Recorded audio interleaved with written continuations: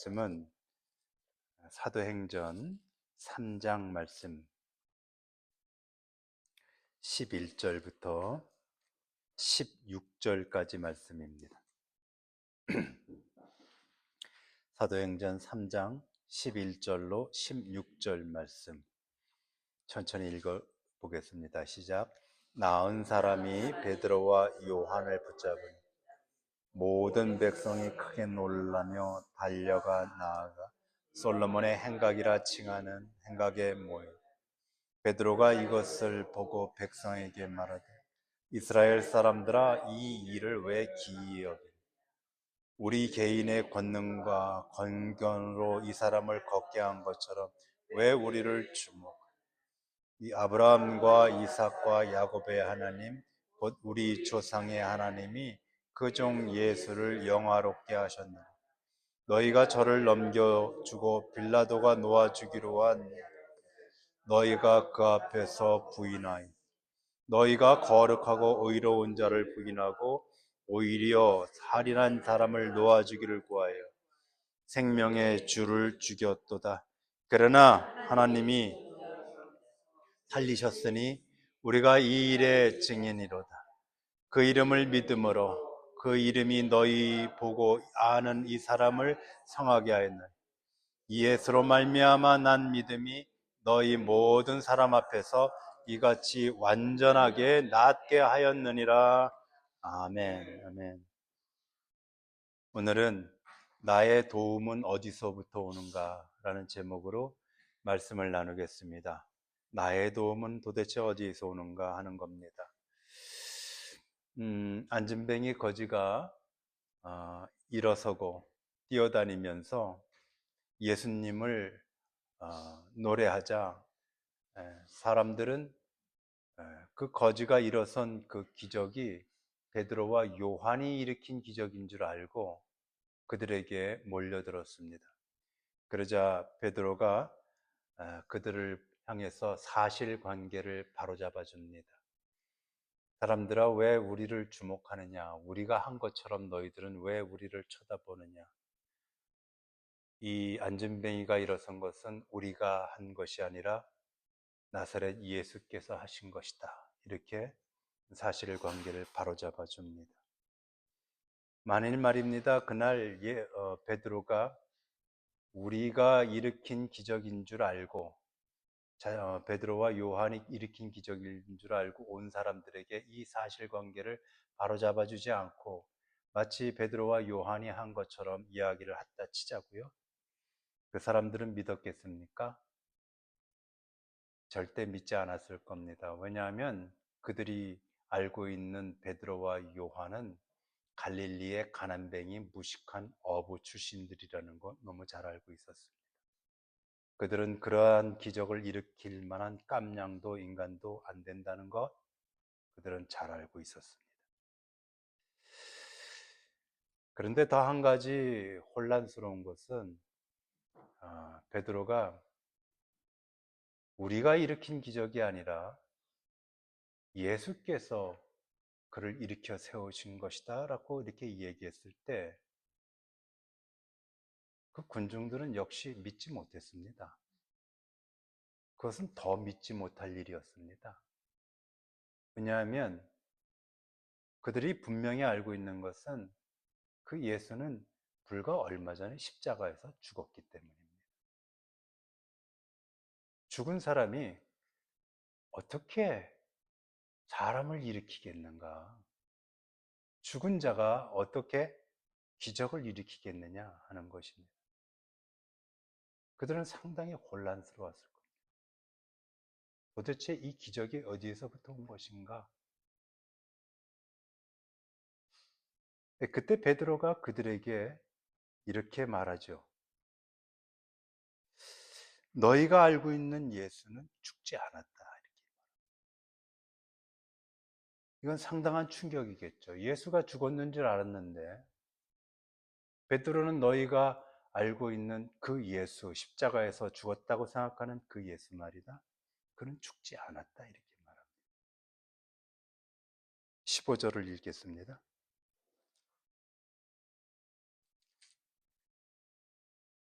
시작. 생명의 주를 죽였다. 그러나 하나님이 죽은 자 가운데서 살리셨다. 우리가 그 일에 증인이다. 아멘. 하나님이 살리셨다고 말합니다. 죽지 않았다. 그냥 죽지 않은 것이 아니라 하나님이 죽었는데 살려내셨다라고 말합니다. 더불어서 베드로는 오늘 본문에서 이렇게 말합니다. 그 하나님이 누구냐? 그냥 하나님이라고 말하지 않았습니다. 그 하나님은 우리들의 조상 아브라함과 이삭과 야곱의 하나님이라고 말합니다. 그 하나님이 저 안진뱅이를 일으키셨다. 그리고 그 하나님이 예수를 살리셨다. 그 자리에 모인 유대인들이 생각할 때 그들에게 하나님은 우리 상상하는 것 이상이죠. 더군다나 베드로는 오늘 아브라함과 이삭과 야곱의 하나님, 이 뜻은 무엇이냐면 알 수도 없는 아주 오래전 그들의 조상 시대부터 하나님이 그들의 민족과 그들의 모든 조상들을 한치의 오차 없이 은혜로 이끌어 오시고 구원해 오신 그 하나님이라는 거예요. 그 하나님임을 알고 있는 이 백성들이 그 하나님이 예수를 살렸다는 사실은 어쩌다 일어난 기적이 아니라 마치 자신들의 조상과 자신들을 그렇게 오차 없이 이끌어 온 것처럼 하나님의 특별한 계획과 섭리와 일하심에 따른 결과라고 하는 것을 말하고 싶은 거예요. 그래서 유대 백성들은 이날 아브라함과 이삭과 야곱의 하나님이라는 그 말 앞에서 그 어떤 반론이나 반발을 하지 못하는 겁니다. 베드로의 설교가 이래요.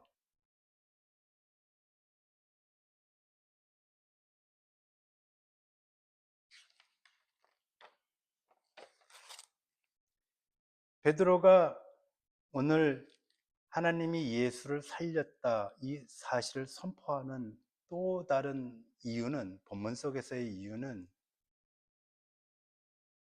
도대체 너희들이 예수를 죽인 그 일이 어떤 일인지 알겠느냐라고 하는 겁니다.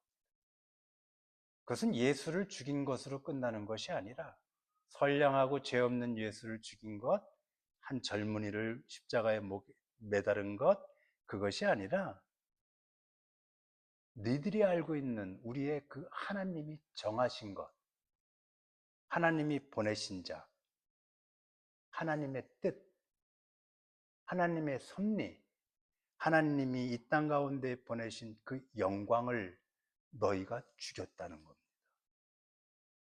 이건 다른 얘기죠. 그러므로 도대체 너희들이 지금 지은 이 죄가 얼마나 용서받을 수 없는 하나님에 대한 반역이냐. 우리가 그렇게 끔찍이 사랑하고 믿고 따르는 그 하나님에 대한 반역을 너희들이 저지른 것이냐. 하나님의 뜻과 반대로 너희들이 생각하고 결정한 것 아니겠느냐. 여러분, 베드로의 이 설교 앞에서 이 모든 구약과 그리고 민족 그리고 조상 때부터 믿어온 그 하나님의 모든 것을 믿고 따르는 이 백성들이 얼마나 얼어붙었겠습니까? 그리고 베드로는 그들이 저지른 그 하나님에 대한 반역, 그 반역에 대해서 좀 더 자세하게 사실관계를 증명해 줍니다. 그 말씀이 어디 있느냐 하면 13절과 14절에 있습니다. 13절과 14절 한 목소리로 읽습니다. 시작. 아브라함과 이삭과 야곱의 하나님, 곧 우리 조상의 하나님이 그의 종 예수를 영화롭게 하셨느니라.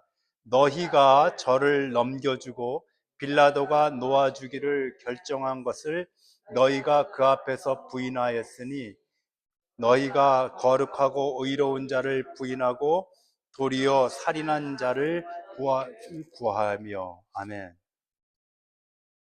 예수께서 잡히시던 날 예수는 여기저기 끌려다니시며 모욕과 고통을 당하셨습니다.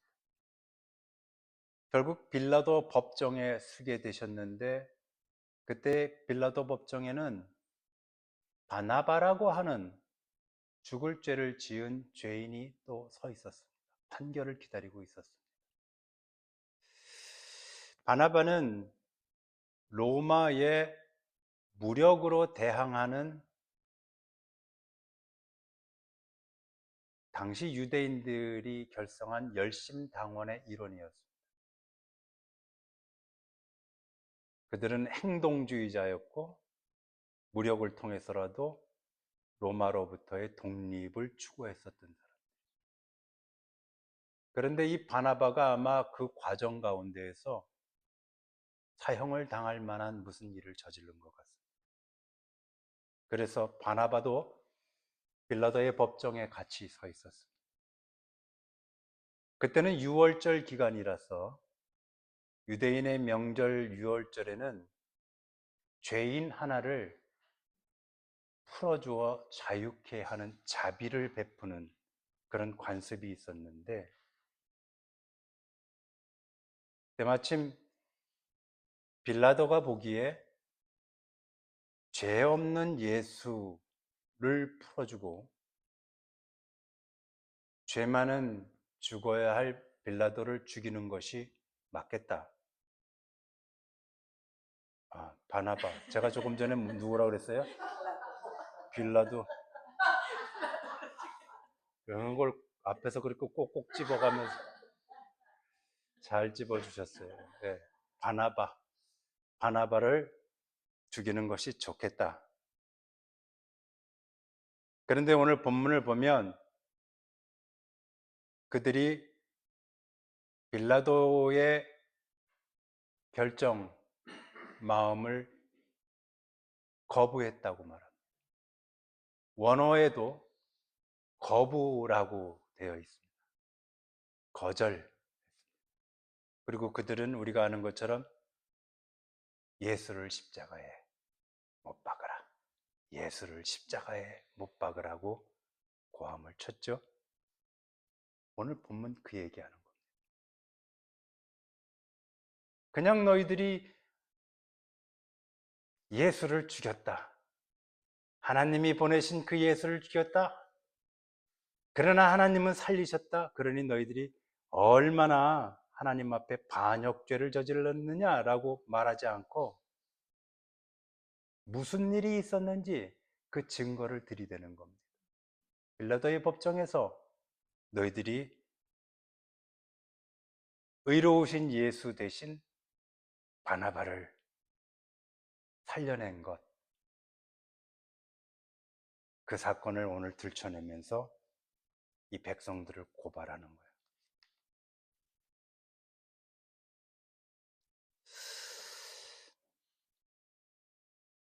우리는 지금 자그마치 2000년 전에 중동 지방에 있는 이스라엘이라고 하는 작은 나라, 작은 백성, 유대 백성들, 그들 사이에서 일어난 종교 문제, 사회 문제, 그 사이에서 죽은 한 젊은 남자 예수에 대해서 이야기 나누고 있지 않습니까? 그런데 이게 왜 우리들과 상관이 있겠느냐라고 하는 겁니다.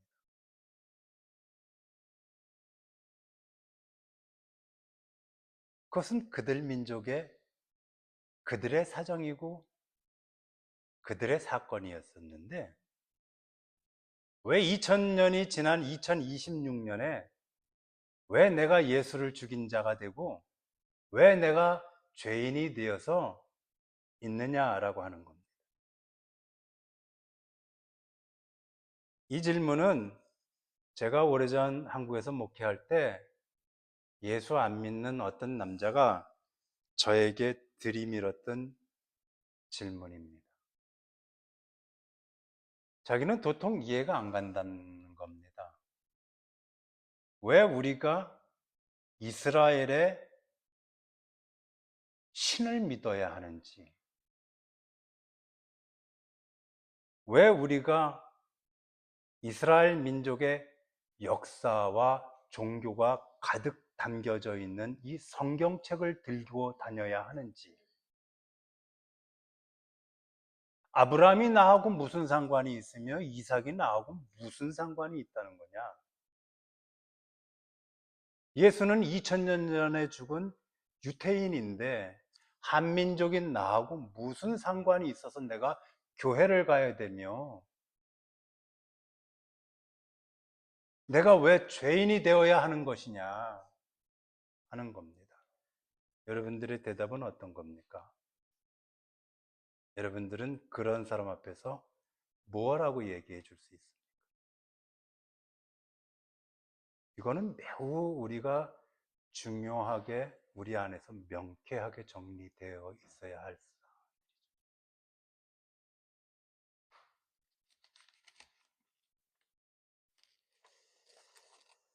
지난 월요일 아침입니다. 며칠 안 됐죠. 월요일 아침에 제가 운행하는 스쿨버스에 늘 아침, 저녁, 오후로 이용하는 학생들, 꼬맹이들을 저는 주로 태우고 다니는데 그 중에 한 아이와 제가 나눈 이야기입니다.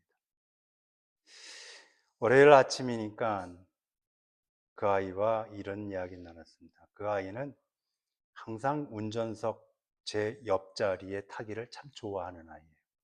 11살짜리 남자아이입니다. 이름이 립 아이예요. 그런데 제가 그 아이에게 물었습니다. 월요일 아침이니까 립 아이, 어제 교회 갔다 왔냐? 물론 영어로 했어요, 제가.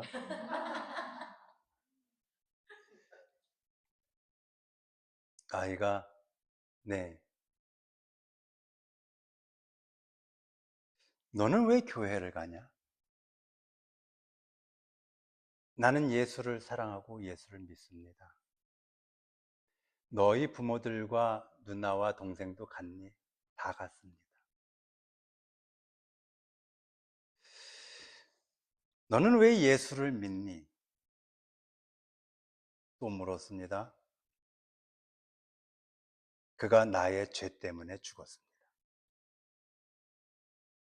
11살입니다. 제가 이렇게 물었습니다.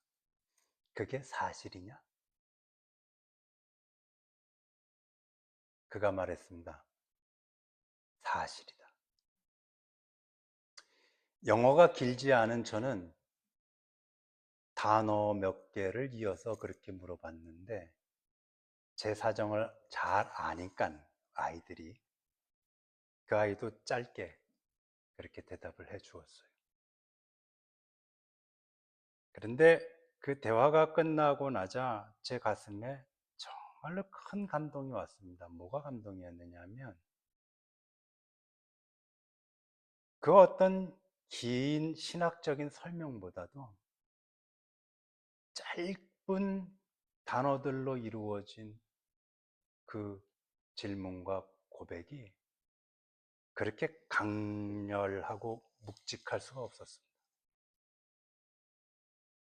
저는 그날 운전을 하면서 제 옆에 있는 그 아이의 손을 이렇게 잡아주었어요. 너무 기특하고 이뻐서. 그리고 제 마음속에서 드는 생각은 이거였어요. 네가 세상에서 가장 큰 복을 받았구나. 세상에서 가장 큰 복은 무엇이냐 하면 내 죄 때문에 예수가 죽었다는 걸 아는 거예요. 그 아이는 우리의 죄 때문에 예수가 죽었다고 그러지 않았어요. 인간의 죄 때문에 예수가 죽었다고 말하지 않았습니다. 내 죄 때문에 예수가 죽었다고. 저는 20년, 30년 교회 다니는 분들이 습관적으로 우리의 죄라고 말하는 것을 많이 듣습니다. 조심하셔야 합니다. 바로 나 때문에. 그 사실을 너는 믿느냐? 자기는 그것이 사실이라고 말합니다.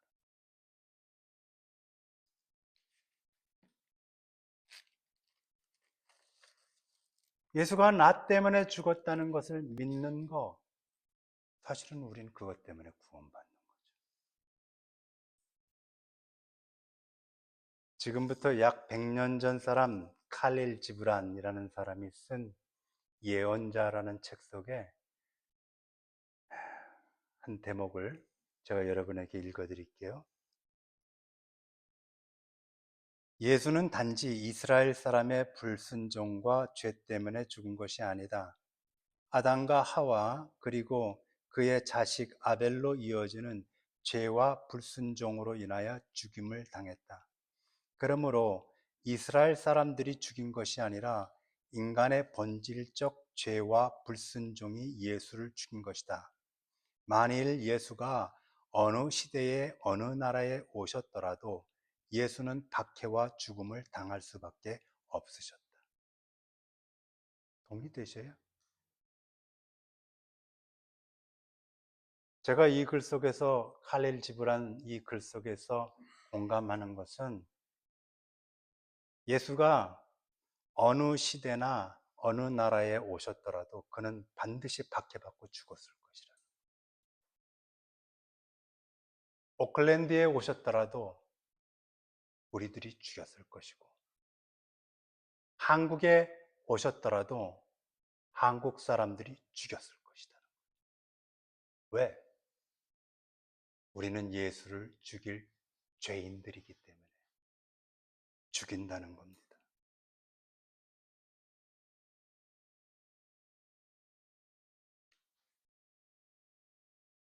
베드로가 이처럼 설교를 하면서 네가 예수를 죽인 거야. 그 속에는 베드로 자신도 들어있는 거예요. 그렇게 끝나지 않습니다. 고발로 끝나지 않아요.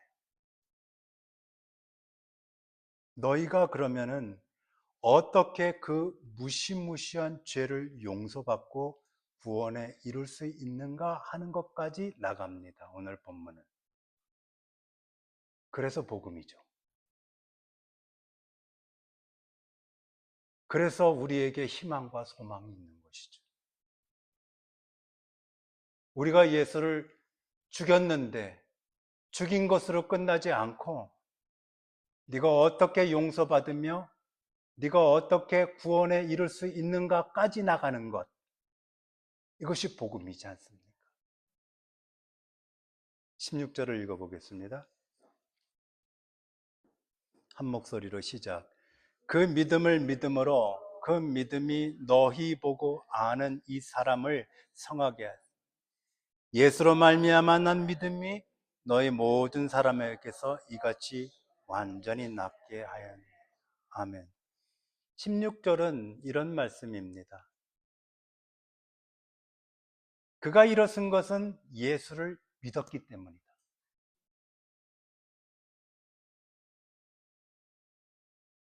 늘 말씀드리지만은 이 성전 미문에 있는 사람이 일어선 것은 기적이 아니라 예수를 믿는 그 믿음 때문에 일어난 것이다. 두 번째는 그 믿음은 어디서부터 온 것인가? 예수로부터 온 것이다. 한 것이 16절에 있는 핵심이에요. 예수로부터 난 것이다. 예수로부터 온 것이다. 첫 번째, 그 안진뱅이가 일어선 것은 예수를 믿는 믿음 때문이다. 그렇게 본문 얘기하지 않습니까? 근데 우리는 여기서 갸우뚱해야 합니다. 언제부터 믿었다는 거지? 이 사람은 언제부터 믿은 겁니까? 예수를? 우리가 알고 있는 이 유명한 본문 말입니다. 아마들 많이들 외우시고 계실 겁니다. 이 유명한 본문 속에서 그가 예수를 믿는 믿음으로 일어났는데 그 믿음은 도대체 이 사람이 언제부터 믿기 시작한 믿음인가? 믿을 틈이 없었는데 본문은 뭐라 그래요? 내게 은과 금은 없으나 나에게 있는 나사렛 예수의 이름으로 나사렛 예수의 이름을 너에게 주노니 그가 손을 내밀어 안진뱅이의 오른손을 잡아 일으키니 본문은 뭐라고 되어 있느냐? 즉시 곧 발과 발목에 힘을 얻어 일어서서 걷기도 하고 뛰기도 하며 하나님을 찬미하더라. 이 속에서 예수가 예수를 믿을 수 있는 틈이 없었는데 베드로가 그에게 네가 나사렛 예수를 믿느냐? 그가 말하기를 네 믿습니다라고 하는 대화가 있지도 않았는데 이 사람은 도대체 무슨 믿음으로 일어설 수 있었을까? 그 대답이 어디 있는가? 16절 중반줄 이하에 시작 예수로 시작 예수로부터 난 믿음이 너희 모든 사람 앞에서 이같이 완전히 나. 이 믿음은 그러므로 그 사람 안에서 발생된 믿음이 아니라 누가 준 믿음이라는 거예요? 예수가 준 믿음이라는 겁니다. 믿음은 내 안에서부터 점진적으로 발전해 나오는 시간과의 관계하고는 전혀 상관없어요. 제가 싫어하는 말이 뭔지 압니까? 신앙의 연륜이라는 말. 신앙의 구력, 신앙생활 40년 하신 신앙의 연륜을 갖고 계신 분이기 때문에 저는 그분을 믿습니다. 이런 거 있지도 않지만 그런 건 존재하지도 않습니다. 믿음은 뭐와 상관이 없다? 시간과 상관이 없습니다. 그래서 저분은 교회를 오래 다녔기 때문에 나보다 믿음이 좋을 거야 한다든가 저 사람은 교회 나온 지 이제 얼마 안 됐으니까 저 사람은 신앙의 초보자야.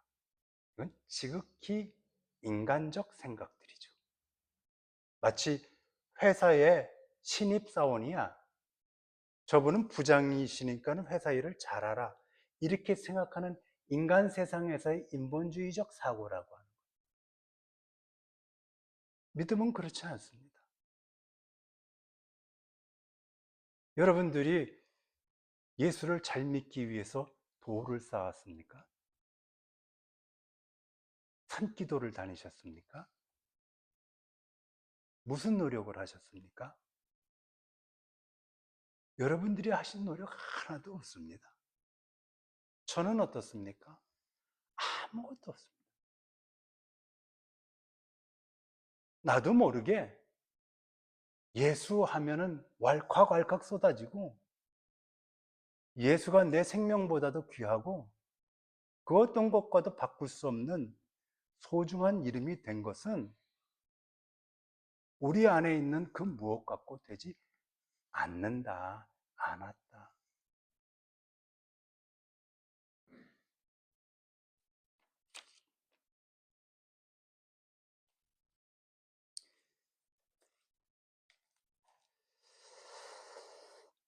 보통들 간증을 하실 때 보면 나는 중학교 때 처음 교회를 나가서 어느 집회에서 목사님 말씀을 듣다가 그때 은혜가 돼서 그때부터 믿음이 생기고 그때부터 나는 예수를 믿게 됐습니다라든가 친구가 하도 교회를 가자고 하는 바람에 따라갔다가 왔다든가, 아니면은 내도 모르게 부모님 따라서 어린 시절부터 교회를 가고 모태신앙이라서 그렇게 했다든가, 여러 말들이 있지 않습니까?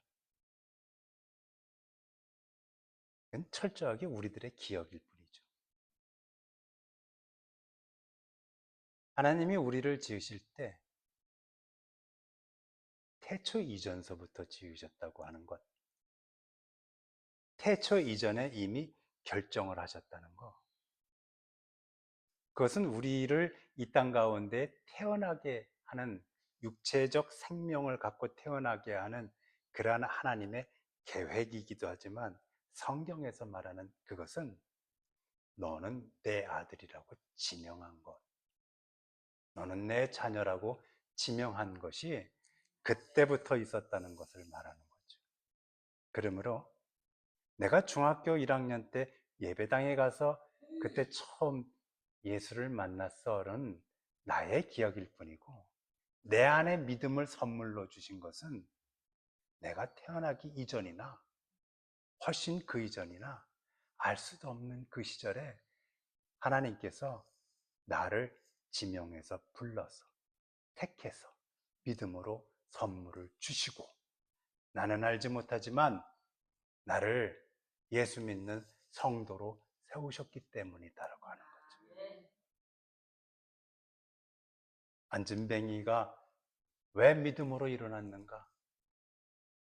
믿을 틈도 없었는데, 교회에 11조 한 번도 안 했는데, 봉사도 한 번도 한 적 없고, 성전에 들어가서 짐승 제물을 단 한 번도 잡아보지 않은, 아무것도 자기가 믿음 생활을 해본 적도 없는 그 인간이 어떻게 일어났느냐 말입니다.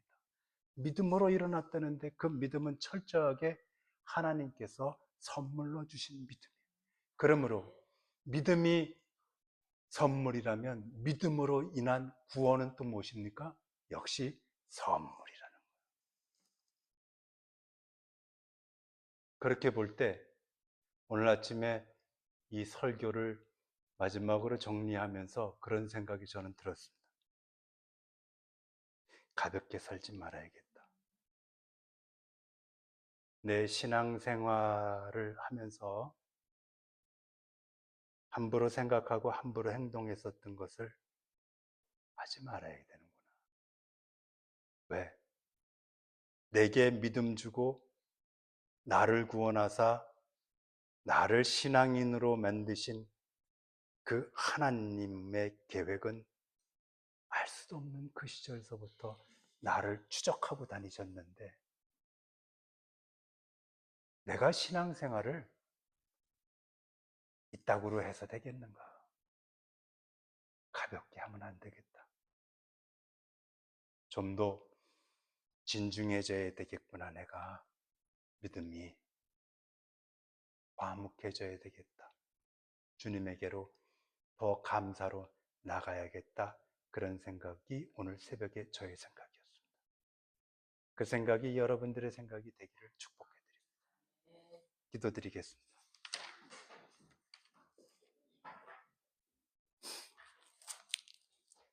거룩하신 하나님, 2000년 전에 십자가에서 죽임당한 예수님의 고난이 오늘 이 시간 우리들의 죄와 죄로 인한 행동들이라는 것을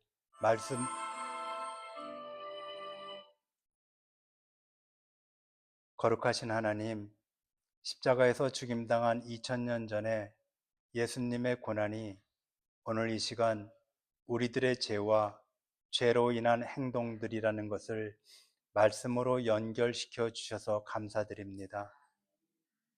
이것을 몰랐다면 우리들은 저마다의 잘난 것과 스스로 의롭다 여기면서 죄의 흔적을 온 세상에 남기다가 영원히 죽는 사망의 존재들이었을 것입니다. 안진뱅이가 언제 어떻게 예수를 믿는 마음이 있었는지 알 길이 없는 것처럼, 오늘날 우리들에게 언제 어떻게 믿음을 주시고 그 믿음으로 예수를 믿게 하셨는지 알 길이 없다는 것을 보면서 우리를 향하신 하나님의 사랑이 얼마나 오래전부터 시작된 사랑인지, 그리고 얼마나 심오하신 약속인지를 배우게 되었습니다. 우리를 향한 믿음의 선물을 그토록 준비하시고 베풀어 주신 은혜를 잊지 않게 하옵시며 우리의 신앙길을 가볍게 걸어가지 않게 해 주십시오. 모든 것이 예수님의 은혜임을 고백드리며 나사렛 예수 그리스도의 이름으로 기도드렸나이다. 아멘.